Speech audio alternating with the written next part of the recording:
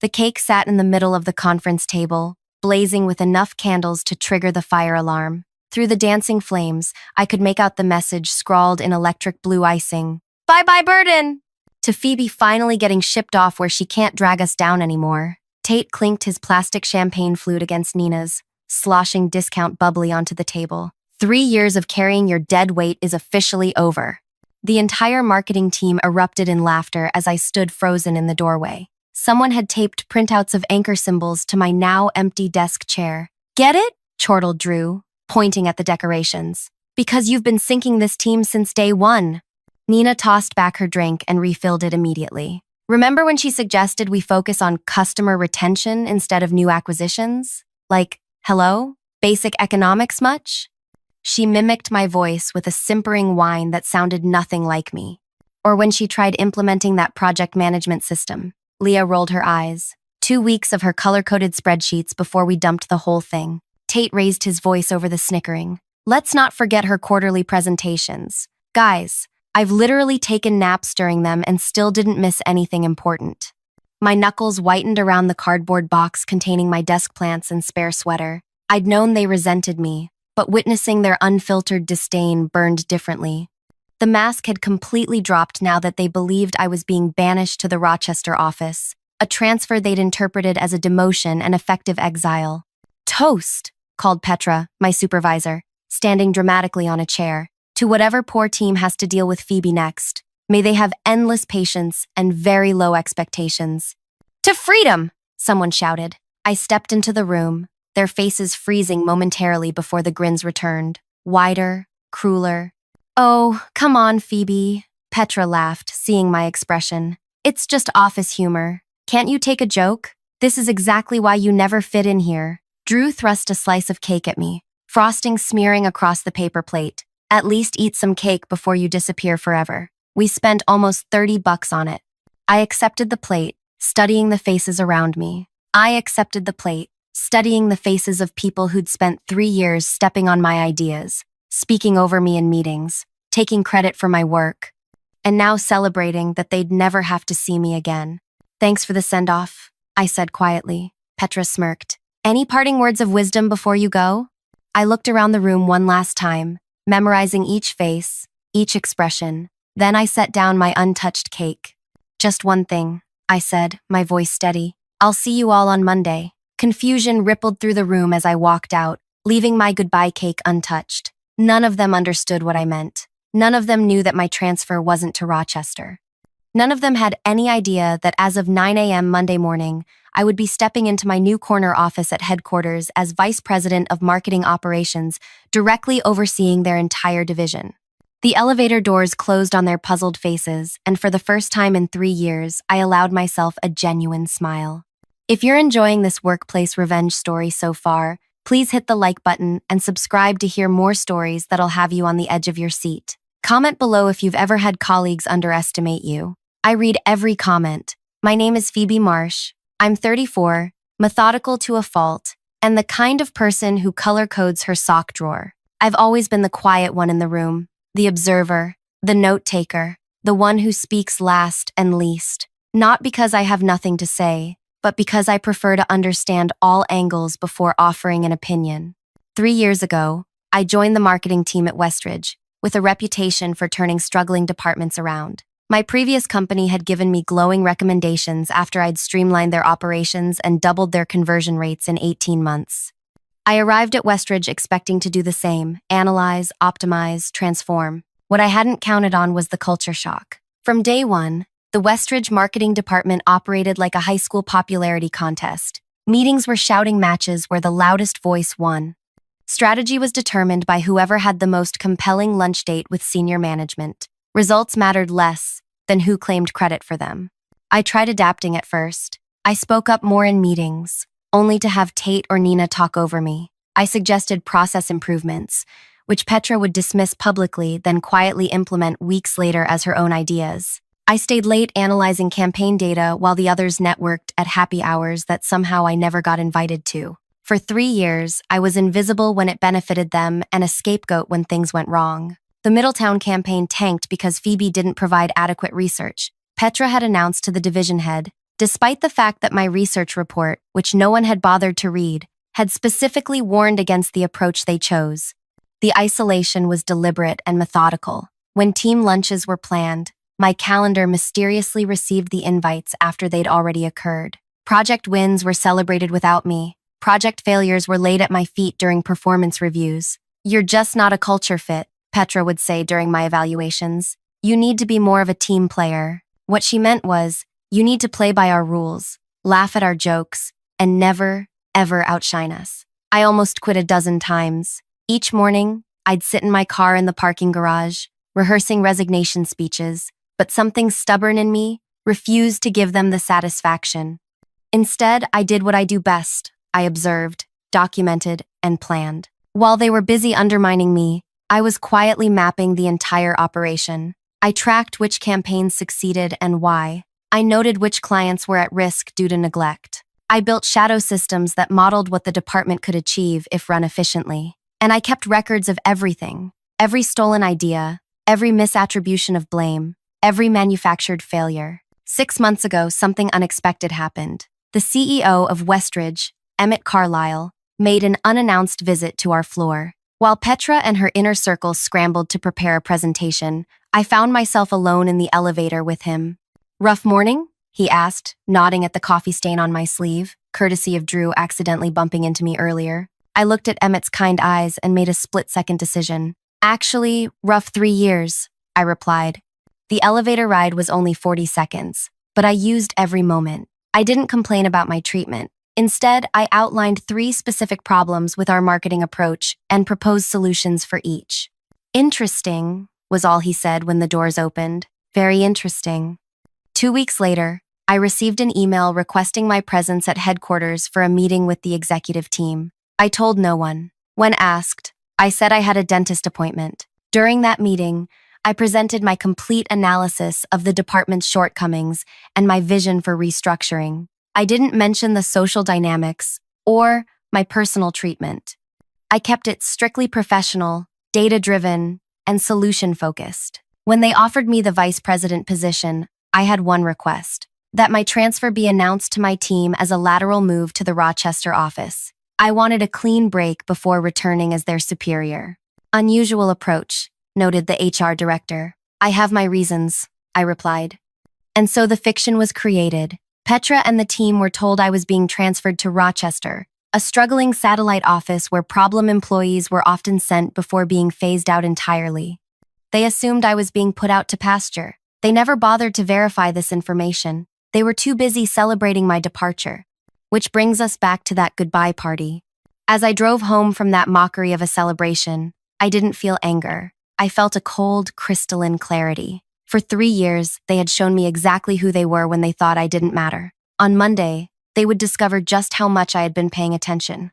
The weekend passed in a blur of preparation. I reviewed personnel files, performance metrics, and project histories. I drafted a 90-day restructuring plan. I selected a charcoal gray suit for Monday that I'd never worn to the office before. By Sunday night, everything was ready. I slept soundly for the first time in years. Monday morning arrived with a gentle chime from my alarm. I dressed carefully, applied minimal makeup, and pulled my hair back in a simple, elegant twist. The woman in the mirror looked different, confident, composed, powerful. I arrived at headquarters at 7:30 a.m. My new office overlooked the city, with floor-to-ceiling windows and furniture that hadn't been selected from a discount office supply catalog.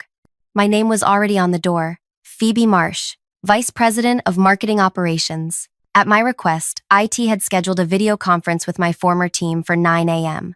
Officially, it was to introduce them to their new VP. In reality, it was to watch their faces when they realized what had happened.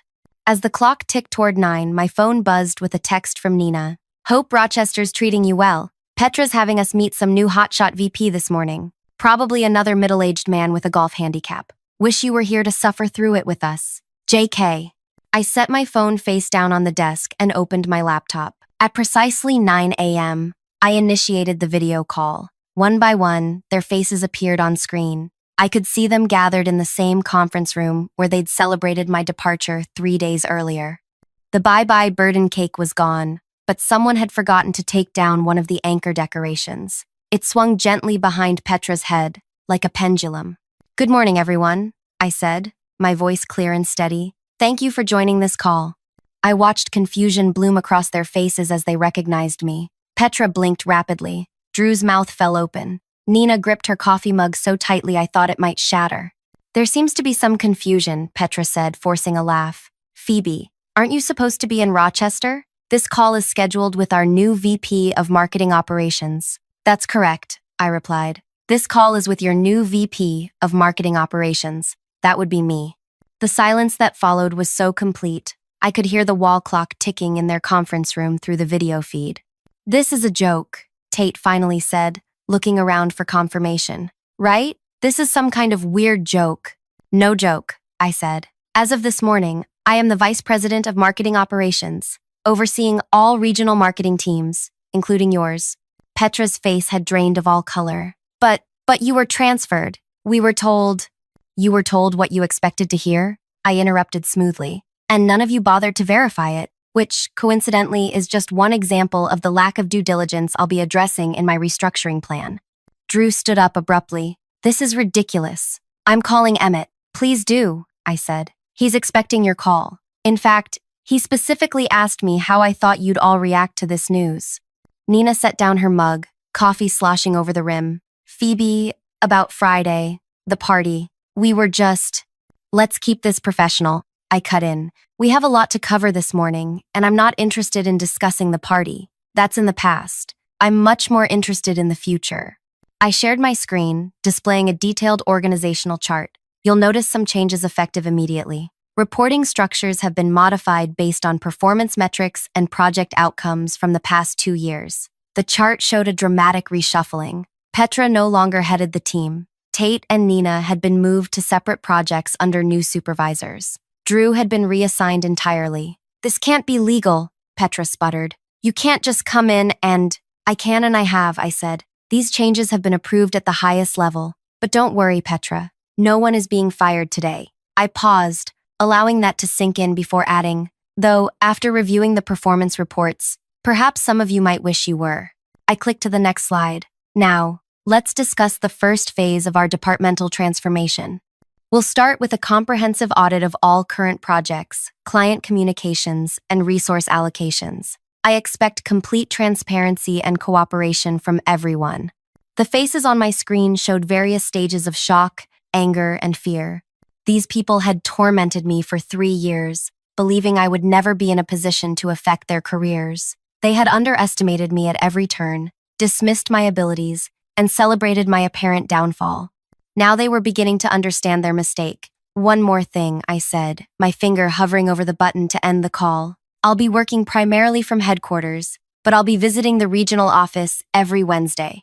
Our first in-person meeting will be this week. I suggest you all come prepared to discuss your individual contributions to the department over the past year, with specific examples, of course." I smiled, not warmly, not coldly, just professionally. "Any questions before we wrap up this initial meeting?" No one spoke. 20 pairs of eyes stared back at me in stunned silence. "Excellent," I said. "Then I'll see you all on Wednesday. Have a productive day." I ended the call and sat back in my chair, heart pounding but outwardly calm. Phase 1 was complete. They knew who I was now. What they didn't know, what they couldn't possibly imagine, was what I had planned for them next. Because the restructuring chart I'd shown them, that was just the beginning. My office phone rang exactly 16 minutes after the video call ended. Petra's name flashed on the display. I let it ring through to voicemail. 9 minutes later, she called again. Then Nina. Then Tate. By noon, I had 17 missed calls and 23 unread emails from my former team members. I responded to none of them. Instead, I spent the day meeting with other department heads, reviewing quarterly projections, and finalizing my strategy for Wednesday's in-person visit. Every few hours, I checked the activity logs for our project management system. The regional office was suddenly buzzing with productivity. Files that hadn't been updated in months were being modified. Reports were being completed. Long-abandoned client communications were being renewed. Amazing what the right motivation could accomplish. At 5:17 p.m., my personal cell phone rang, a number I'd never given to anyone at work. It was Petra. "How did you get this number?" I asked, keeping my voice neutral. I have my ways, she said, attempting to sound casual. Listen, Phoebe, I think we got off on the wrong foot this morning. I said nothing, letting the silence stretch uncomfortably. The party, it wasn't what it looked like, she continued, her words tumbling out faster. It was just silly office humor. We do that with everyone. Remember when Zach from accounting transferred? We gave him a calculator that would only display the number 8. It's tradition. Was Zach's calculator decorated with tombstones too? I asked quietly. That was Drew's idea, not mine. She backpedaled. Look, I know things weren't always perfect between us, but I've always respected your analytical approach. I closed my eyes, remembering all the times she'd called my methods obsessive and unnecessarily detailed in front of clients. Is there something specific you need, Petra? I have dinner plans. Actually, yes. Her tone brightened with false warmth. I was hoping we could meet before Wednesday, just you and me, to align on vision and strategy.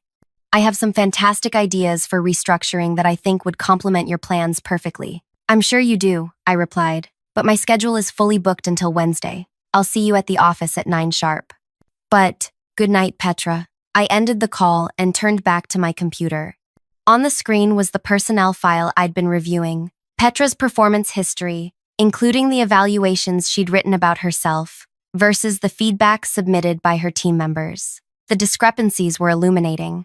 For 3 years, Petra had positioned herself as the team's driving creative force, while dismissing my contributions as merely technical. What she never knew was that I'd been documenting everything, each stolen idea, each misattributed success, each manufactured failure assigned to me. I hadn't done it with revenge in mind. Documentation was simply my nature, the same unnecessarily detailed approach she'd mocked. Now those details would prove invaluable. Tuesday passed in a flurry of preparation. I met with HR to discuss the regional offices concerning turnover rate. I reviewed client feedback that had mysteriously never made it into official reports. I authorized a comprehensive audit of all marketing campaigns from the past 2 years, with special attention to resource allocation and attribution of outcomes. By Tuesday evening, my inbox contained panicked messages from nearly everyone on the team. Most followed a similar pattern: claims they had always valued me, explanations for past behaviors, and thinly veiled attempts to position themselves as my allies.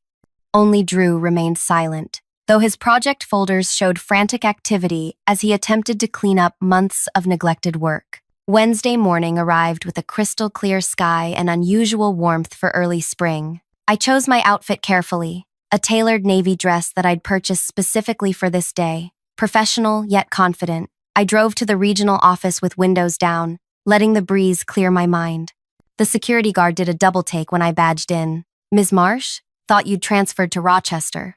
Change of plans, I replied with a smile. The elevator ride to the 4th floor gave me a moment to center myself. When the doors opened, I stepped into a transformed environment. Gone was the usual morning chatter. Instead, 20 people sat rigidly at their desks, eyes darting nervously toward the elevator. I walked unhurriedly past Tate, who suddenly became intensely focused on his computer screen. Nina stood abruptly, coffee in hand, mouth open to speak, but I continued past her without slowing. My former desk had been cleared of the anchor decorations and now displayed a pathetically obvious "Welcome back" sign. I continued to the conference room, where I found Petra already waiting, surrounded by neatly arranged presentation materials and a tray of pastries that hadn't been present at any previous meeting. Phoebe, Ms. Marsh, or do you prefer VP Marsh? She laughed nervously. I took the liberty of preparing some visuals for our discussion today. And there's coffee coming, the good kind from that shop you mentioned once. I set my laptop down at the head of the table, her usual seat. Everyone will be here in 5 minutes. Until then, I'd like to review something with you privately. Her smile faltered. Of course, anything. I opened a folder and slid a document across the table. This is an analysis of the Brightline campaign from last year. Her eyes darted over the page, confusion evident. Right, the Brightline campaign, one of our successes. According to your report to upper management, yes, you claimed an 18% increase in conversion and attributed the strategy to what you called your innovative segmentation approach. That's right, she nodded vigorously. My approach really revolutionized how we— This, I interrupted, sliding another document toward her, is my original proposal for that campaign. submitted 3 weeks before yours. You'll notice the segmentation strategy is identical, down to the percentage allocations. Her face paled. There must be some mistake. Great minds just think alike, you know. Perhaps, but these, I continued, placing a third document before her, are the actual results of the campaign, not an 18% increase. A 4% increase, which barely covered the additional ad spend you authorized without approval. The conference room door opened as team members began filing in. Petra hurriedly gathered the papers, shoved them into a folder, and plastered on a bright smile for the arrivals. "Welcome, everyone," she announced with forced cheer. "Exciting day ahead with our new VP." I watched as they arranged themselves around the table. Nina positioned herself directly to my right, always the strategist. Tate chose a seat halfway down, attempting to blend in. Drew slunk in last, taking a chair in the corner, as far from me as possible. "Thank you all for coming," I began once everyone was seated. "Today marks the beginning of significant changes for this department." For the next hour, I outlined my restructuring plan in meticulous detail. Projects were reassigned based on actual skill sets rather than self-promotion. Reporting structures were flattened to increase transparency. New metrics for success were established that valued substance over showmanship. Additionally, I said, nearing the end of my presentation, I've identified concerning patterns in how credit has been assigned for successful initiatives, as well as how blame has been distributed for failures. The room temperature seemed to drop 10 degrees. Moving forward, all project contributions will be tracked through our new management system. Each team member will submit weekly progress reports directly to me. Attribution will be verifiable and transparent. Nina's hand shot up. "Isn't that a bit excessive? It could hamper our creative flow." "Interesting perspective," I replied, especially coming from someone who claimed credit for the Westlake rebranding that was primarily developed by Zoe. Zoe, a quiet designer who'd been with the company less than a year, looked up in surprise from her notebook. "That's not, I mean, Zoe contributed, but the concept was mine," Nina stammered. "The timestamp on the initial concept file says otherwise," I noted, as do the revision histories, showing your only contributions came after the client had already approved Zoe's design. Nina sank back in her chair, face burning. "Any other concerns about the new tracking system?" I asked the silent room. No hands raised. "Excellent. Now, let's discuss individual roles moving forward." One by one, I outlined new responsibilities. Some were promotions, mostly for the quieter team members, whose work had gone unrecognized. Others were lateral moves that stripped away artificial titles while maintaining core duties. And some, specifically Petra, Nina, Tate, and Drew, found themselves with dramatically reduced authority. Petra will transition from team director to client relations specialist, focusing exclusively on the accounts she hasn't lost in the past year. Petra's face contorted. You can't. I've been director for 5 years. And in that time, client retention has dropped 22%, I replied evenly. Your strengths clearly lie elsewhere. I'll fight this, she hissed, dropping all pretense of friendship. Emmett and I go way back. Feel free to discuss it with him, I said. He personally approved these changes after reviewing the same data I did. The restructuring continued. Nina was moved from creative lead to content writer. Tate lost his project management role entirely, reassigned to analytics, the department he'd repeatedly mocked as the number crunchers. Drew, who'd been responsible for the tombstone decorations, found himself reporting directly to Zoe, whose ideas he'd been stealing for months. By meeting's end, the power dynamics had been completely inverted. Those who'd spent years claiming credit for others' work now found themselves accountable to the very people they'd exploited. These changes take effect immediately, I concluded. New access permissions have already been updated in our systems. You'll find detailed descriptions of your revised roles in your email. I closed my laptop. One final note. I understand change can be difficult. Anyone who feels they cannot adapt to this new structure is welcome to tender their resignation. I'll personally ensure you receive excellent references, accurately reflecting your contributions here. The threat beneath the offer was clear: stay and work under new rules, or leave with a truthful reference that might make finding equivalent positions challenging.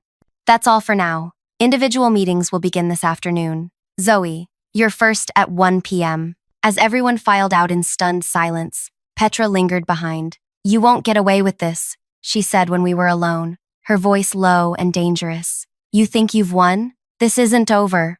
I met her gaze steadily. You're right about one thing, Petra. This isn't over. In fact, it's just beginning. The air between us crackled with tension as I gathered my materials. 3 years of dismissal, theft, and sabotage had culminated in this moment. But unlike the revenge fantasies I'd occasionally indulged in during my darkest days, I felt no triumphant surge of joy, no vindictive satisfaction. Instead, I felt something much more powerful, purpose. Because this wasn't about revenge, it was about correction, about rebuilding a broken system, about creating the department that should have existed all along, one where work was valued over politics, where substance mattered more than style, where genuine talent could thrive. And if those who'd tormented me suffered in the process, that was simply an inevitable consequence of justice being served. Your one-on-one is scheduled for 4 p.m., I informed Petra as I walked toward the door. Don't be late. I value punctuality.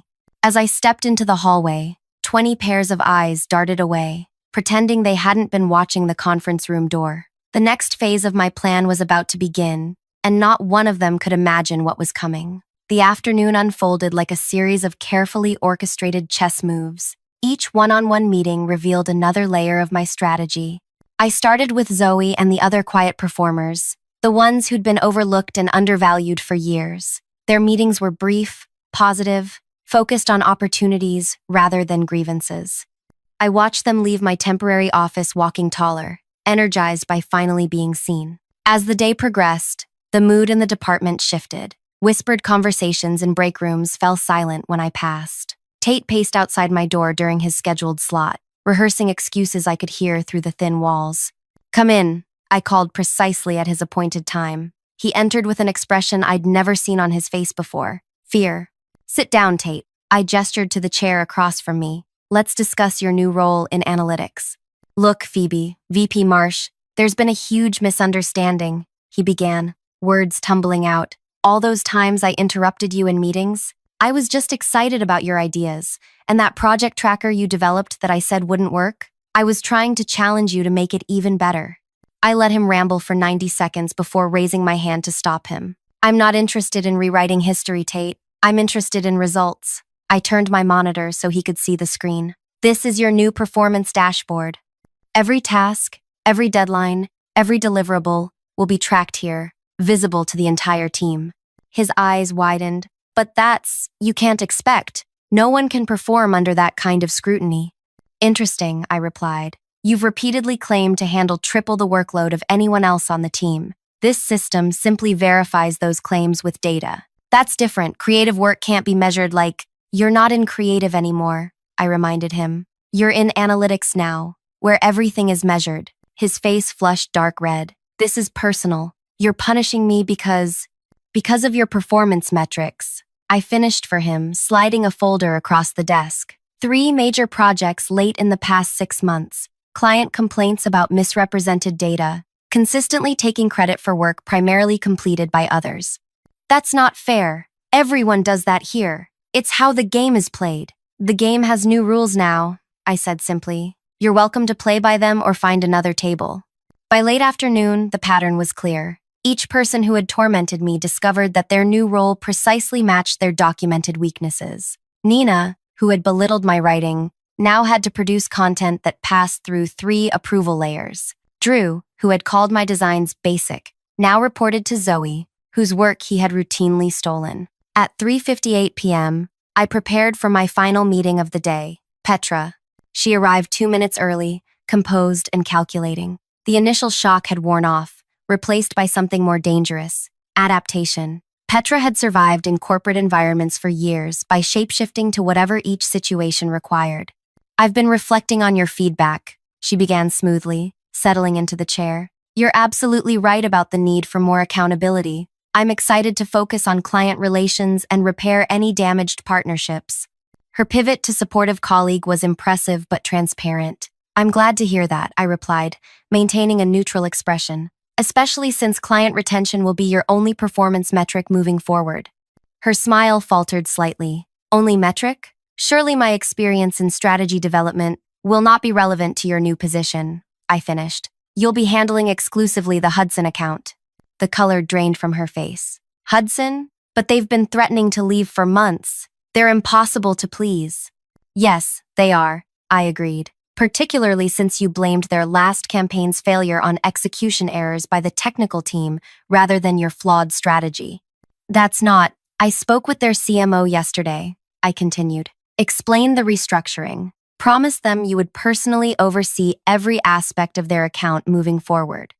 They've agreed to give us one last chance, with you as their dedicated point of contact. Petra's carefully constructed facade cracked. That's setting me up to fail. Hudson is a lost cause.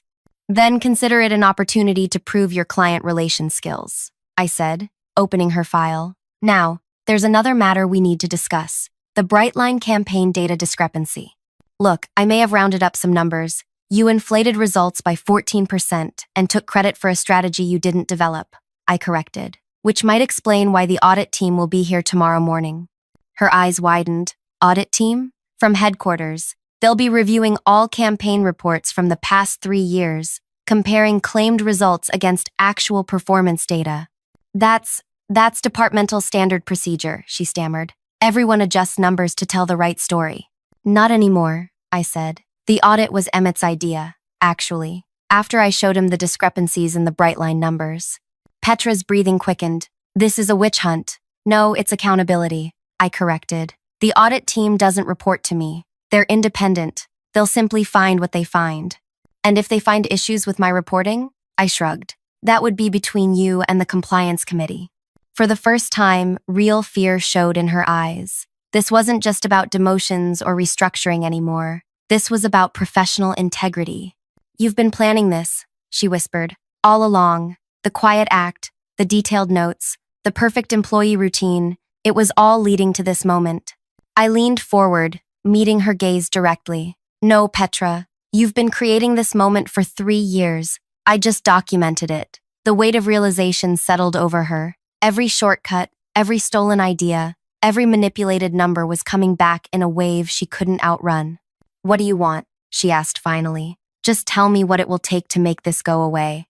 Nothing is going away, I replied. The audit happens tomorrow. Your new role begins immediately. The consequences of your past actions will unfold, as they unfold. So this is your revenge, she said bitterly. This isn't revenge, I corrected her. This is restoration. For 3 years, this department has rewarded the wrong things. Self-promotion over substance, politics over performance, volume over value. I'm simply restoring balance. I closed her file. You still have choices, Petra. You can resign today. You can stay and attempt to succeed in your new role. You can face the audit and accept whatever comes. But you cannot continue as you have been. None of you can. She stood up slowly, composure shattered. You won't last. They'll see through you eventually. Perhaps, I acknowledged. But by then, the systems I'm implementing will be firmly in place. The culture will have shifted, and the way this department operates will have fundamentally changed, with or without me. As she reached the door, I added, one last thing, Petra. That goodbye party you threw? Keep the decorations. You might need them sooner than you think. The audit team arrived promptly at 9 a.m. Thursday morning. By noon, they had requested access to all campaign files from the past 3 years. By Friday afternoon, Petra, Nina, and 2 other senior team members had submitted their resignations rather than face the audit's conclusions. Tate lasted 2 weeks in analytics before quitting, unable to function in a role that required verifiable results rather than charisma. Drew held on longer but eventually transferred to another department after failing to meet Zoe's clearly documented expectations.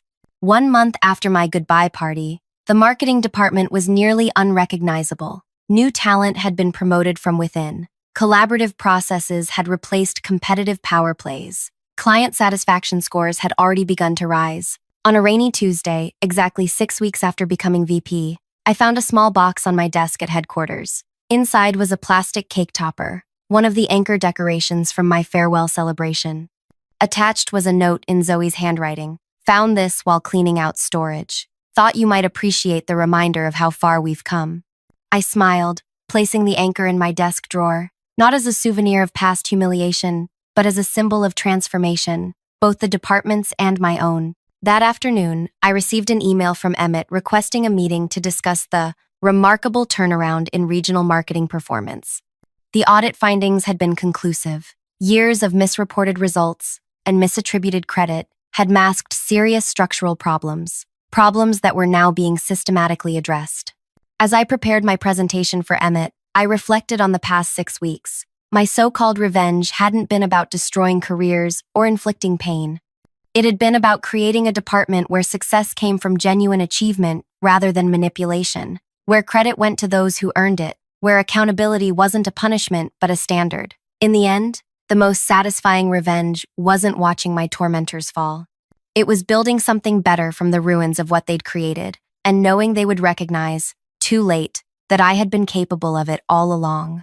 They had thrown me a goodbye party, never imagining I was headed somewhere they would have to answer to me. They had celebrated getting rid of me, never suspecting I would be the architect of their professional futures. They had underestimated me at every turn, and in doing so, they had given me the perfect opportunity to prove exactly what I could do.